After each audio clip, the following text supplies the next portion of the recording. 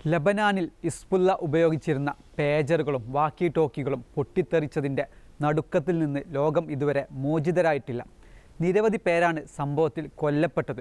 ഇതോടെ പല രാജ്യങ്ങളും സായുധ സേനകളും തങ്ങൾ ഉപയോഗിക്കുന്ന ആശയവിനിമയ സംവിധാനങ്ങളെക്കുറിച്ച് ആശങ്കയിലാണ്. സ്ഫോടനത്തിൻ്റെ പശ്ചാത്തലത്തിൽ സുപ്രധാന തീരുമാനം നടപ്പാക്കുകയാണ് ഇറാൻ. ഉന്നത സൈനിക വിഭാഗമായ ഇറാൻ റവല്യൂഷണറി ഗാർഡ്സ് കോർപ്സിലെ എല്ലാ അംഗങ്ങളും ഏതെങ്കിലും തരത്തിലെ ആശയവിനിമയ ഉപകരണങ്ങൾ ഉപയോഗിക്കുന്നത് നിർത്താൻ ഇറാൻ ഉത്തരവിട്ടു. സുരക്ഷാ ഉദ്യോഗസ്ഥനെ ഉദ്ധരിച്ച് റോയിട്ടേഴ്സാണ് ഇക്കാര്യം റിപ്പോർട്ട് ചെയ്യുന്നത്. ആശയവിനിമയ ഉപകരണങ്ങൾ മാത്രമല്ല, എല്ലാ ഉപകരണങ്ങളും പരിശോധിക്കാൻ വലിയ ശ്രമം നടക്കുന്നുണ്ട്. ഈ ഉപകരണങ്ങളിൽ ഭൂരിഭാഗവും ആഭ്യന്തരമായി നിർമ്മിച്ചതോ ചൈനയിൽ നിന്നും റഷ്യയിൽ നിന്നും ഇറക്കുമതി ചെയ്തതോ ആണ്. ഇറാനികൾ ഉൾപ്പെടെയുള്ള ഇസ്രായേലി ഏജന്റുമാരുടെ സാന്നിധ്യത്തെക്കുറിച്ച് ഇറാൻ നേരത്തെ തന്നെ ആശങ്കാകുലരാണ്. സൈന്യത്തിലെ ഇടത്തരവും ഉയർന്നതുമായ റാങ്കിലുള്ള അംഗങ്ങളെ ലക്ഷ്യമിട്ട് സമഗ്ര അന്വേഷണം ഇതിനകം ആരംഭിച്ചതായും ഉദ്യോഗസ്ഥൻ കൂട്ടിച്ചേർത്തു. ഇതിൽ ഇറാനിലും വിദേശത്തുമുള്ളവരുടെ ബാങ്ക് അക്കൗണ്ടുകളുടെയും അവരുടെ യാത്രകളുടെയും കുടുംബങ്ങളുടെയും സൂക്ഷ്മ പരിശോധനയും ഉൾപ്പെടുന്നു. ഹമാസ് നേതാവ് ഇസ്മായിൽ ഹനിയ ഇറാനിൽ വെച്ച് കൊല്ലപ്പെടാൻ കാരണമായത് ഇസ്രായേലി ഏജന്റുമാരാണെന്ന സൂചനകൾ നേരത്തെ പുറത്തു വന്നിരുന്നു. അതേസമയം 2 ലക്ഷം ഉദ്യോഗസ്ഥർ അടങ്ങുന്ന IRGC സേന എങ്ങനെ ആശയവിനിമയം നടത്തും എന്നതിനെക്കുറിച്ചുള്ള വിവരങ്ങൾ നൽകാൻ സുരക്ഷാ ഉദ്യോഗസ്ഥൻ വിസമ്മതിച്ചു. നിലവിൽ മെസ്സേജിംഗ് സംവിധാനങ്ങളിൽ എൻഡ് ടു എൻഡ് എൻക്രിപ്ഷൻ ഉപയോഗിക്കുന്നുവെന്ന് അദ്ദേഹം പറഞ്ഞു. ഇറാൻ്റെ ഭരണ സ്ഥാപനങ്ങൾക്കിടയിൽ വ്യാപക ആശങ്കയുണ്ടെന്നാണ് സൂചന.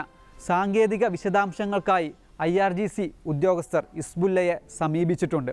പൊട്ടിത്തെറിച്ച ഉപകരണങ്ങളുടെ നിരവധി അവശിഷ്ടങ്ങൾ ഇറാനിയൻ വിദഗ്ധരുടെ പരിശോധനയ്ക്കായി തെഹ്റാനിലേക്ക് അയച്ചതായും റിപ്പോർട്ട് പറയുന്നു. ഇറാൻ്റെ പ്രധാന ആശങ്ക രാജ്യത്തിൻ്റെ ആണവ മിസൈൽ സൗകര്യങ്ങളുടെ, പ്രത്യേകിച്ച് ഭൂഗർഭ കേന്ദ്രങ്ങളുടെ സംരക്ഷണവുമായി ബന്ധപ്പെട്ടാണെന്ന് മറ്റൊരു ഉദ്യോഗസ്ഥൻ പറഞ്ഞു. കഴിഞ്ഞ വർഷം മുതൽ ആ സൈറ്റുകളിലെ സുരക്ഷാ നടപടി ഗണ്യമായി വർദ്ധിപ്പിച്ചിട്ടുണ്ട്. 2023 ഇറാൻ്റെ മിസൈൽ പദ്ധതി അട്ടിമറിക്കാനുള്ള ഇസ്രായേലിൻ്റെ ശ്രമം ഇറാൻ അധികാരികൾ മനസ്സിലാക്കിയതോടെ സുരക്ഷാ നടപടി ശക്തമാക്കി. എന്നാൽ ഇസ്രായേൽ ഇതിനെക്കുറിച്ച് ഒരിക്കലും പ്രതികരിച്ചിട്ടില്ല.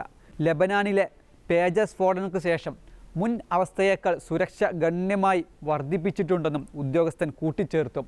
ഇപ്പോൾ ആരംഭിച്ച കർശന സുരക്ഷയും നടപടികളും ഇതിനു മുമ്പ് ഒരിക്കലും ഉണ്ടായിട്ടില്ല. ഇറാൻ പരമോന്നത നേതാവുമായി അടുത്ത ബന്ധമുള്ള സേനയാണ് ഇറാൻ റവല്യൂഷണറി ഗാർഡ്സ് കോർപ്സ് അഥവാ IRGC.